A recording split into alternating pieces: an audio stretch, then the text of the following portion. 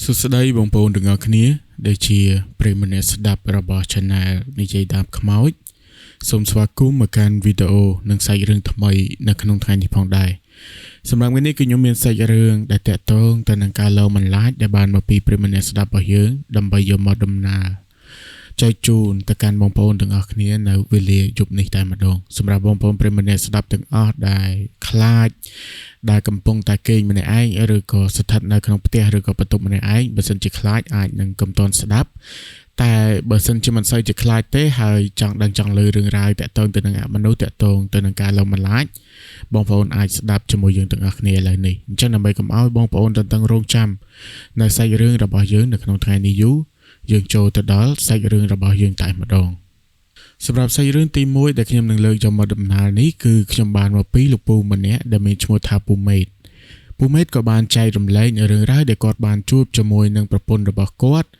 កាលកំឡុងឆ្នាំ2014ពូមេតក៏បាននិយាយថានៅកំឡុងឆ្នាំ2014គាត់ស្ថិតនៅក្នុងខេត្តកំពង់ធំដោយគាត់មានមិត្តភ័ក្តិម្នាក់ដែលនៅភូមិជាប់គ្នានៅពេលដែលគាត់កំពុងតែធ្វើការងារនៅផ្ទះរបស់គាត់វេលាម៉ោងប្រហែលជាម៉ោង4ទៅម៉ោង5ល្ងាចមិត្តភ័ក្តិផ្សេងទៀតដែលជាមិត្តភ័ក្តិដូចគ្នាបានខលមកប្រាប់គាត់ថាមានមិត្តភ័ក្តិគាត់ម្នាក់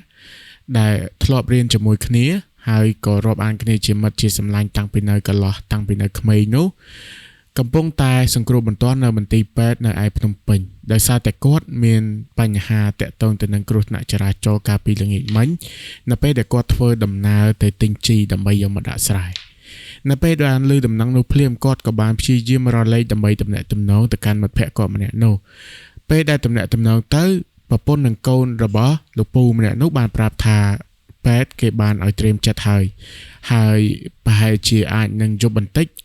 ពេលដែលយើងសម្រេចចិត្តហើយគេនឹងបញ្ជូនយើងទៅផ្ទះវិញអញ្ចឹងអ្នកផ្ទះឯណោះកំពុងតែរៀបចំពិធីបុណ្យដើម្បីពេលដែលមនុស្សទៅដល់គឺយើងធ្វើបុណ្យតែម្ដងអញ្ចឹងនៅពេលដែលពូមេតគាត់បានឮរឿងរ៉ាវតាក់ទងទៅនឹងរឿងបែបនេះគាត់ជាមួយនឹងប្រពន្ធក៏មិនងងយូរក៏នាំគ្នាស្លៀកពាក់ខោអាវដើម្បីទៅផ្ទះរបស់លោកពូម្នាក់ដែលត្រូវជាមិត្តភ័ក្តិរបស់គាត់នឹងដើម្បីជួយមើលការខុសត្រូវខៃឡូថាត្រូវជួយអ្វីបានខ្លះហើយក៏បានប្រាប់ទៅមិត្តភ័ក្តិផ្សេងទៀតថាតោះពួកយើងនាំគ្នាទៅជួយមើលនៅផ្ទះវាកៃឡូកូនចៅវាមិនដឹងថាជួយរៀបចំអីខ្លះយើងទៅជួយមើលក្នុងនាមជាមិត្តភ័ក្តិក្នុងនាមជាអ្នករាប់អានគ្នាពេលដែលទៅដល់ផ្ទះដែលជាផ្ទះរបស់មិត្តភ័ក្តិរបស់គាត់នោះខ្ទង់ម៉ោងប្រហែលជាម៉ោង5ទៅម៉ោង6បាត់ទៅហើយពេលដែលទៅដល់គាត់ក៏បានឃើញកូនចៅបងប្អូនម្ដាយឪពុករបស់មិត្តភ័ក្តិរបស់គាត់នឹងកំពុងតែយំសោកសៅ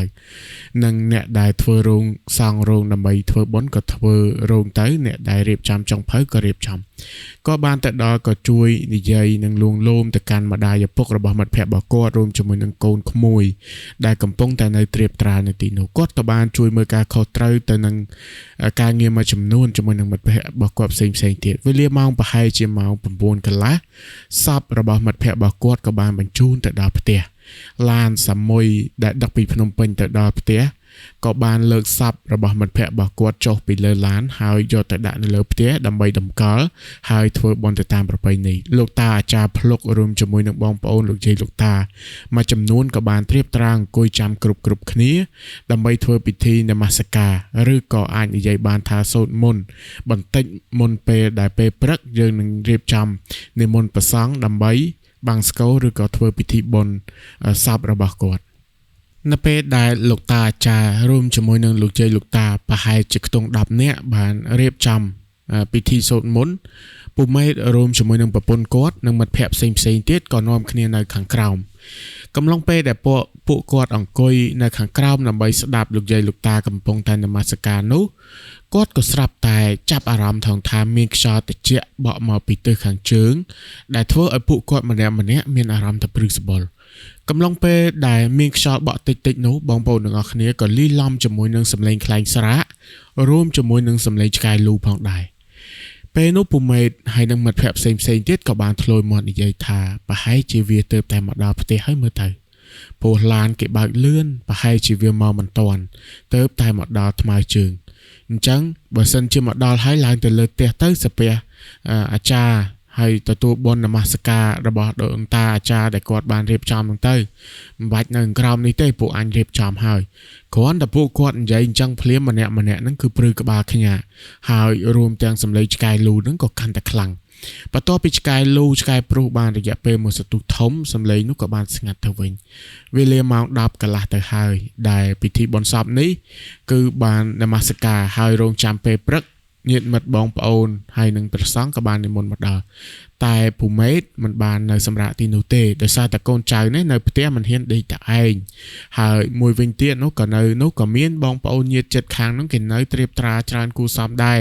គេនៅកំដររោងមានហូបស្រាសស្រាថ្នាំអ្នកខ្លះទៅក៏លេងល្បែងប្រជាប្រិយដូចជាជើងលេងនិងកាតេអីចឹងទៅរីឯពូម៉េតនិងមិត្តភ័ក្តិមួយចំនួនផ្សេងទៀតគាត់ក៏បានរៀបចំធ្វើដំណើរចេញមកផ្ទះវិញទាល់តែពេលព្រឹកនោះបានត្រឡប់ទៅវិញអញ្ចឹងពូម៉េតគាត់បាននិយាយថាគាត់ជាមួយនឹងមីងក៏បានជិះម៉ូតូអាគប់កៅរបស់គាត់នឹងត្រឡប់មកផ្ទះវិញដោយមិនមានអារម្មណ៍ថាខ្លាចអីបន្តិចសោះ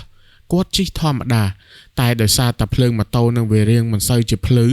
គាត់ក៏ព្យាយាមសម្លឹងមើលផ្លូវខ្លាំងមែនតើហើយជំនាន់នោះនៅក្នុងភូមិរបស់គាត់អត់ទាន់មានផ្លូវគ្រូក្រហមទេគឺមានផ្លូវលំធម្មតាតែប៉ុណ្្នឹងឯងផ្លូវបេតុងផ្លូវគ្រូក្រហមហ្នឹងក៏មិនទាន់មានហើយបើមានហ្នឹងក៏វាខូចខាតអស់ដែរនៅពេលដែលរដូវភ្លៀងហ្នឹងបានចូលមកដល់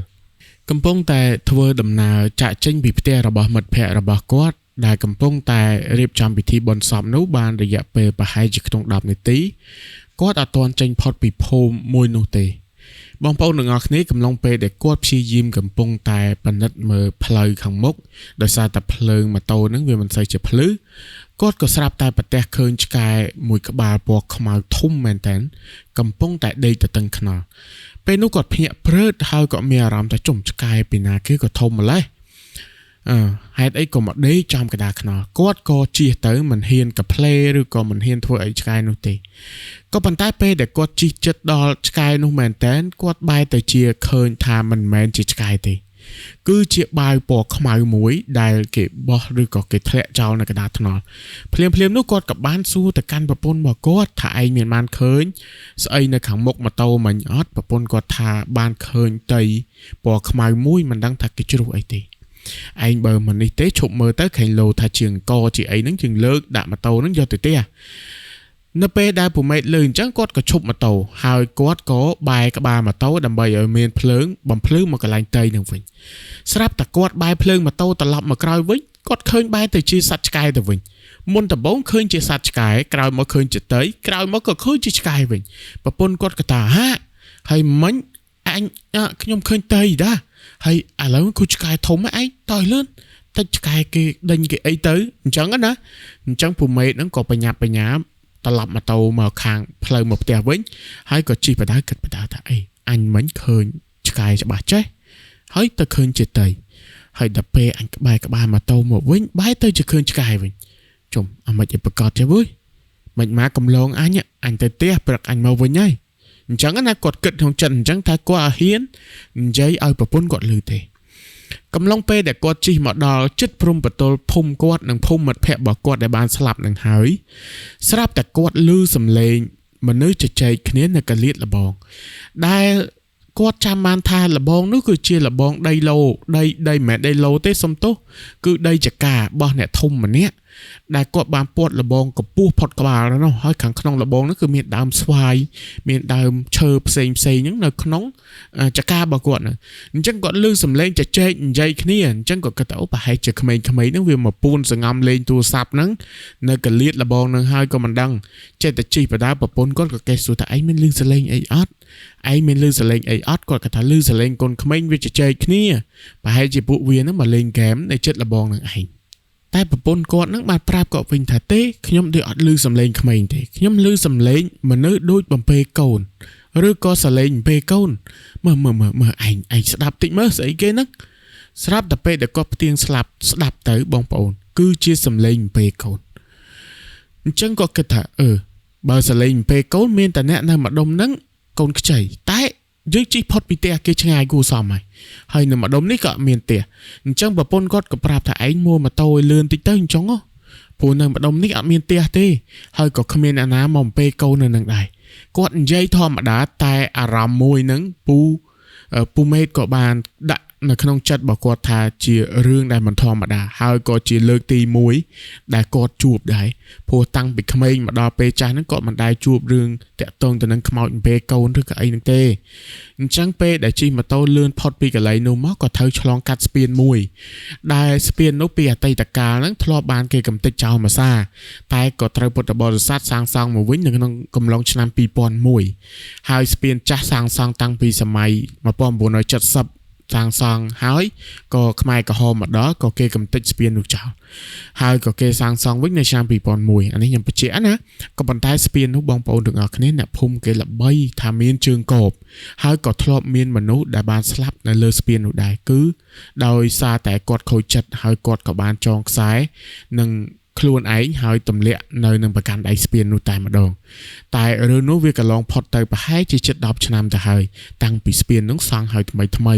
តែអ្នកភូមិគេនៅតែជឿថាវិញ្ញាណរបស់បរិសម្នាក់ហ្នឹងគឺនៅតែវិលវល់នៅលើស្ពាននោះឯង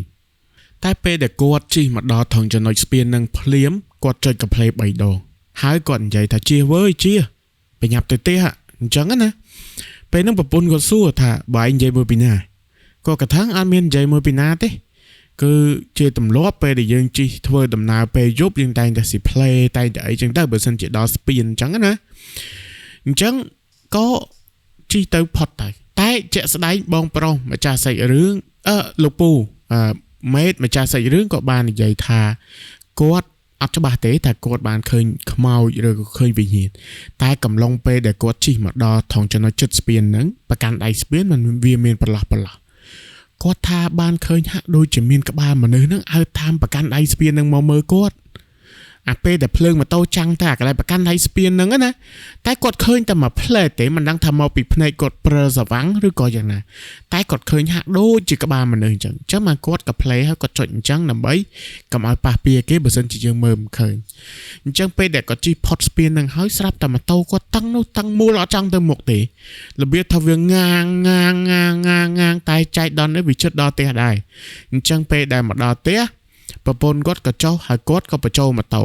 អ្នកមិញដែលត្រូវជាប្រពន្ធគាត់ក៏ឡើងទៅលើផ្ទះមុនមិនដឹងថាកើតអីប្រហែលជាគាត់ខ្លាចមកមិន10ជាងហើយគាត់ក៏ឡើងទៅលើផ្ទះមុនពូមេតគាត់នៅក្រោមគាត់ដាក់កលឹះទ្វារគាត់ចាក់សោហើយគាត់លាងដៃលាងជើងកំឡុងពេលដែលគាត់លាងដៃលាងជើងនឹងហើយគាត់មិនត្រូវដើរមកខាងមុខផ្ទះដើម្បីឡើងទៅលើបងប្អូនគាត់បានកលេចទៅឃើញមិត្តភ័ក្តិរបស់គាត់ហ្នឹងគឺមកឈរនៅមុខផ្ទះរបស់គាត់មិត្តភ័ក្តិគាត់ដែលទើបតែស្លាប់ហ្នឹងគឺឈរនៅមុខផ្ទះរបស់គាត់ក្នុងសភាពមួយដែលមើលទៅបងប្អូនខ្លួនប្រាណគាត់ហ្នឹងគឺដូចទៅតែគ្រោះថ្នាក់ហើយចឹងហើយមុខមាត់មើលអត់យល់ទេគឺហើមស្ពុលហើយចំពេលនឹងខែភ្លឺផងតែគាត់និយាយថាហើយទៅផ្ទះវិញហើយព្រឹកអញទៅវិញហើយមិនបាច់មកតាមអញទេចាំព្រឹកអញទៅវិញទៅម៉ោង6កន្លះអញទៅដល់គាត់និយាយហើយគាត់ឡើងលើផ្ទះហើយគាត់សួរថាពួកឯងខ្លាចគាត់អត់ចុះគាត់ថាអត់ខ្លាចសោះឲ្យឃើញពេលនោះគឺអត់ខ្លាចសោះតែសួរឥឡូវខ្លាចអត់ខ្លាចតែពេលឃើញភ្លាមហ្នឹងគឺអត់ខ្លាចទេអញ្ចឹងគាត់ក៏ឡើងសម្រាកទៅមកយប់ទល់ភ្លឺគឺឆ្កែនៅម្ដុំផ្ទះគាត់នោះគឺលូហើយលូដល់ថ្នាក់គាត់ដេកអត់បានដល់ម៉ោង5កន្លះម៉ោង6គាត់ក៏រៀបចំស្លៀកពាក់ប្រពន្ធក៏អត់ទៅទេមិញក៏អត់ទៅទេណាទៅតែពូទេពូក៏ជិះម៉ូតូទៅដល់ស្រាប់តែពេលតែទៅដល់មិត្តភ័ក្តិគាត់ដែលនៅសម្រាកនៅផ្ទះប៉ុននោះបាននិយាយថាជប់មិនអញគ្មានបាននេះឲ្យតែបិទភ្នែកដេកលក់វាមកទាញជើងឲ្យតែបិទភ្នែកដេកលក់វាមកទាញដៃទាញជើងទាញដៃ2-3នាក់ដែលនៅដេកក្នុងប៉ុនហ្នឹងគឺអត់បានដេកទាំងអស់មកយប់ទល់ភ្លឺតតែព្រឹកឡើងងើបទៅឲ្យធុកហើយខ្លួនប្រាម្នាក់ធ្ងន់ដូចថ្មអញ្ចឹងមិនដឹងថាស្អីសកត់ទេតែលោកតាអាចារ្យភ្លុកបានប្រាប់ថាកុំលេងសើចគ្នាពេកព្រោះក្មួយឯងស្លាប់ហើយកុំលេងសើចមិត្តភ័ក្តិតាអាចារ្យបានឃើញថាមិត្តភ័ក្តិរបស់គាត់កំពុងតែតោង3-4នាក់ដែលនៅសម្រាប់នៅនោះហើយជប់មិញព្រលឹងវិញ្ញាណគាត់មកដល់ហ្នឹងកំឡុងប្រហែលជាម៉ោង10ជប់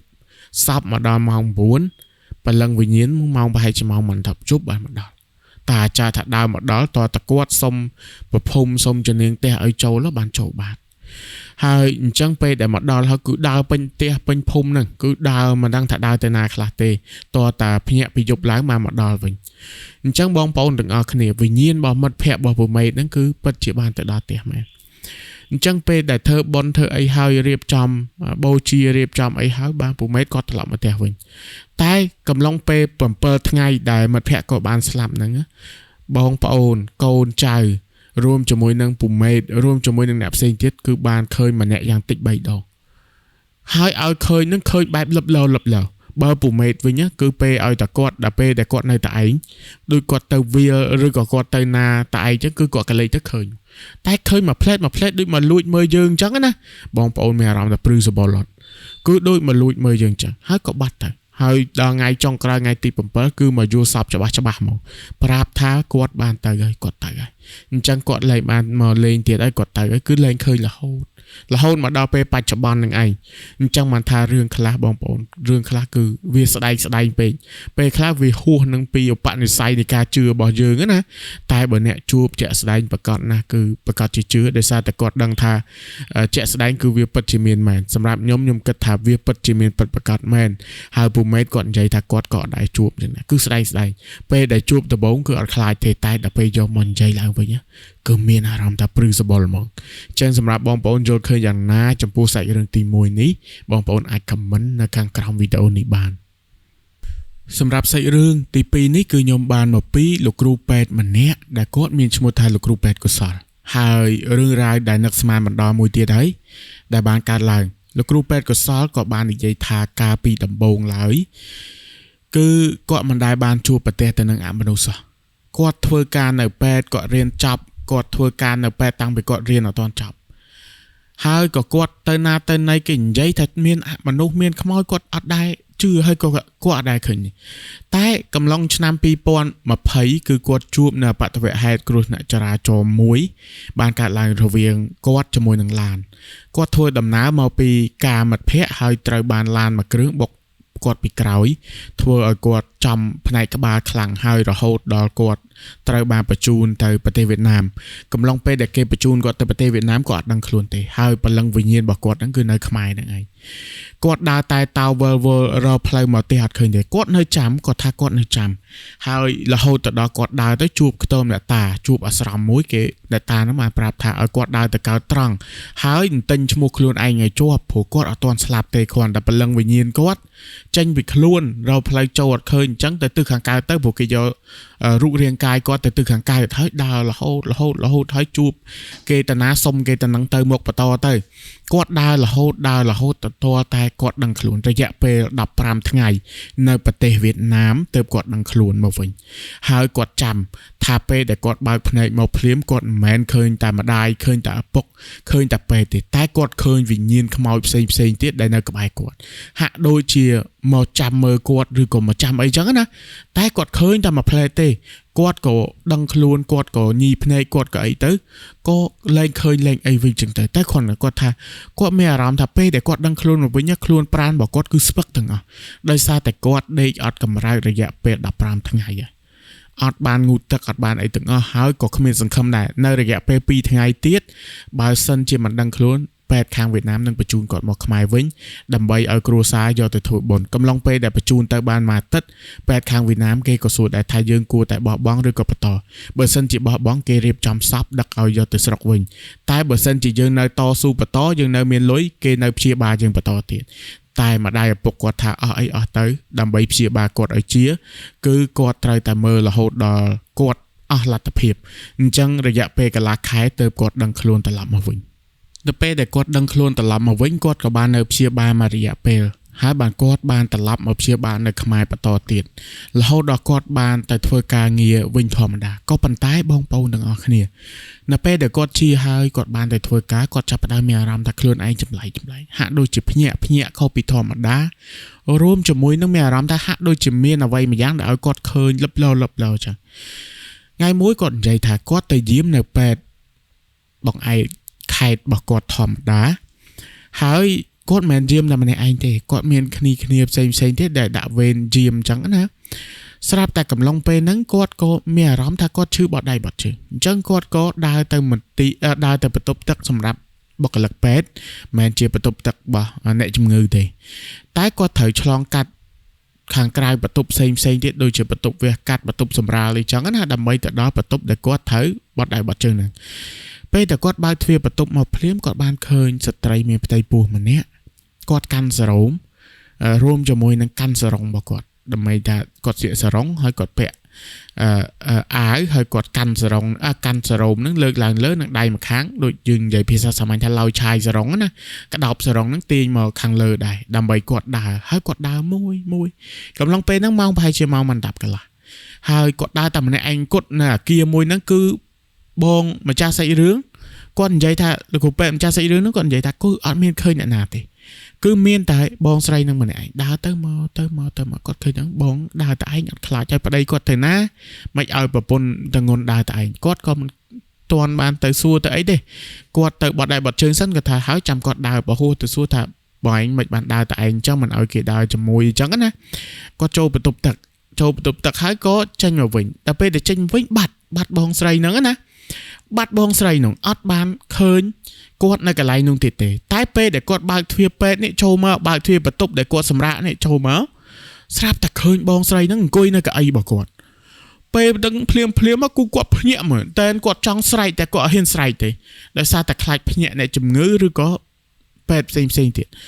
กดกุยในเลยกะไอให้ก็อันยำระเบียบเมื่อมกจังระเบียบกุยซอกแกบางทวีโชว์มาระเบียบเพียงจังเดี๋ยวไปหากดก็อดเฮียนโจแต่กดบางทวีขึ้นจังกดบัดทวีมาวิ่งกระเดียงกดแม่รำทับเพย์แมนแตนตัวใบเจดังถาบองใส่นั่งเจียมันเลยกระดาษก็ตอนเกิดไอเวนแต่บองใส่ก็ดังถาเจียมันเลยกดบัดทวีให้กดโชว์พลักมาสตูนหมดทวีสลับแต่กรูเปิดมันเนี่ยที่ได้มาถัดลูกหูไม่บ้านโชว์แต่ไอ้จังกัดไอ้อดเฮียนโจประตูแมนกดก็บอกได้ให้ลูกหูเปิดหนึ่งมาเอาบางทวีกดติ๊กกดบางทวีบานกดใหญ่จังนะกูเป็ดนั่นก็บางทวีเอาบางทวีเตอร์สลับถอดเคยบองใส่นั่งในขนมประตูเป็ดหนึ่งเตะก็ได้โจเตอร์ทั้งเอาคนละขบางทวีเอายมบางกับบานมันจังนะตายในขนมประตูนั่งไปเจ็บแผลบองปอนทำเมียนไปให้เจ็บใบเนี่ยบูเนี่ยตั้งกดตายเนี่ยเส้นที่กดสำระในแต่กดเตะดอมองมวยมองไอ้จังกดเงือบแต่เยี่ยมมาแล้วเนี่ยเส้นมาสำระมาโดนจังนะจังก็กดโจเตอร์สำระบัดเพลิงบัดไอจังเอาเต๋อสลับแต่กำลังไปแต่ก็สงบเด็กสงบสำราญหนึ่งทวีประตูบอกก้อนจับทำบ้าหายเพลิงห่างไกลเพลือห่างขนมหลังอ่ะบางบอลไปแต่บ้าทวีนึงก็คือบองใส่มาเนี่ยได้มีไตปูนึงไอ้คือบาดบ้าทวีประตูบอกก้อนใต้อัดโจไตเตะควรตับบาดเขาโรเมอร์ใส่มาอย่างอัดดังแต่โรเมอร์ไอเตะหายก่อนใจท่าบองใส่นึงใส่ติดท่าช่วยพองใต้กดมือแต่กดดังทำมันแมนเชื่อมันเอาวะผู้ไอ้หมกหมดรูกเรียงกายวิกาให้สำเลยไปนั้นคือกดโกยคลายมันแน่จังกอดบานช่วยแต่กดเฟอร์มันดังมันลือเราเฮาดอทเฟน้องบัดได้โคลนไอ้ไว้ดอมากดไตรยิ้มกดของเงือบเตยจมูกนางแปบเซ็งที่ตึงกุ้ยกันไรประจำกะแปบเซ็งที่กระหม่อสำระบานแต่ปีเมาน้องเนื้อรถจังชูแต่ข้างกลายบองเปาหนึ่งออกเนี่ยแปบเซ็งที่ใหญ่ท้าคือ